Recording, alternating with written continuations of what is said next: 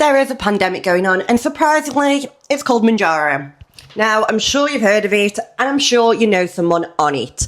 However, I'm not actually against Mojarro, because I do think there are many people who actually benefit from it. I'm actually more against people recommending it to others who genuinely don't want to be on it, and them not actually realising the mental impact that is having on that individual they are recommending it to. Just from my perspective as a coach, I have talked to so many people, whether that's been in the gym, whether that's been a client, or it's just even been a family member or friend.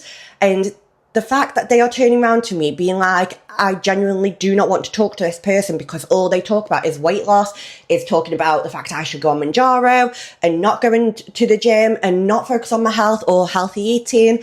And the fact that they are actually feeling like they can't even talk to their family members about weight loss anymore because they just feel like they are going to be peer pressured into going on Mojarro when they don't want to is actually quite concerning. I've seen it impact many relationships, and it's got to the point where people are even blocking people on social media. And again, could be family members that are doing this because they genuinely do not want to see people doing it. And I think that needs to be taken into consideration. Now, yes, everyone is entitled to do what they want with their own body, and I fully agree with that.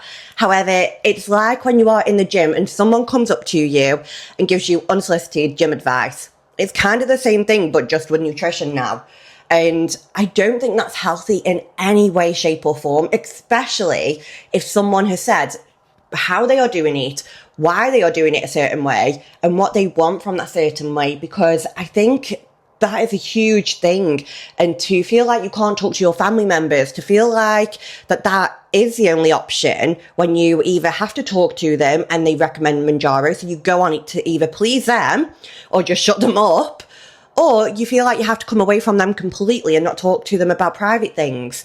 So I do think it's impacting people more than anyone realises. I get to see it because of the position I am in, and it's something that actually comes up quite often, whether it's Mojarro or Retta, Ozempic, anything like that.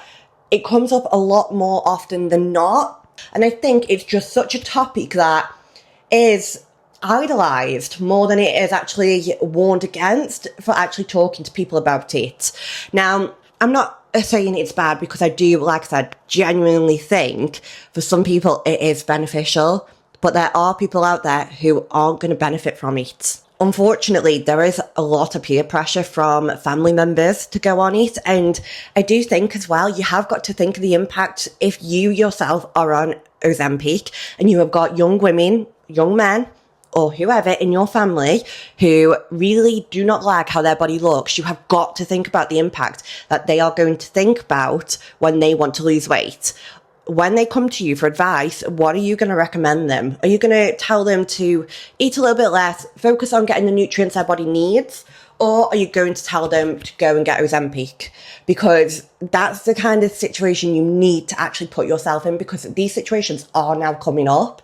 And there are young women who aren't even the age of 18 yet already wanting to go on Ozempic because it is a done thing, because it's getting results like that.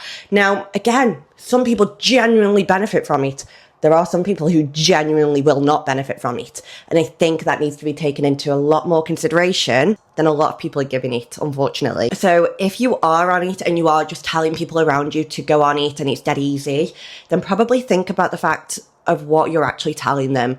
Probably think about the mental aspect, think about the physical aspect, and if they're actually going to manage it, and if it's actually right for them. At the end of the day, it's not your decision. And if they wanted to go on it, they would potentially go to a doctor where they should be getting it prescribed. And that is the main thing. If you actually need it, you will get prescribed it.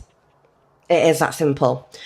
Now, if a young woman comes to you, and again, a young man, whoever comes to you, then what I would always do first and foremost is tell them to look at their diet, look at actually getting their nutrients in, going and getting some movement in, whether that was a gym, football, tennis, golf, whatever they actually like, then that's what I would be telling them to do.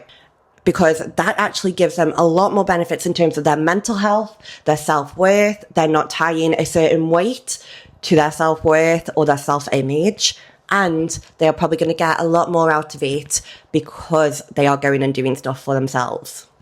Please just think about this mental impact a little bit more when you are talking to people. Recognise who you are talking to and what you would actually want to be told at their age. Because sometimes it's not worth telling someone to go on something if you wouldn't be willing to do it at that certain age.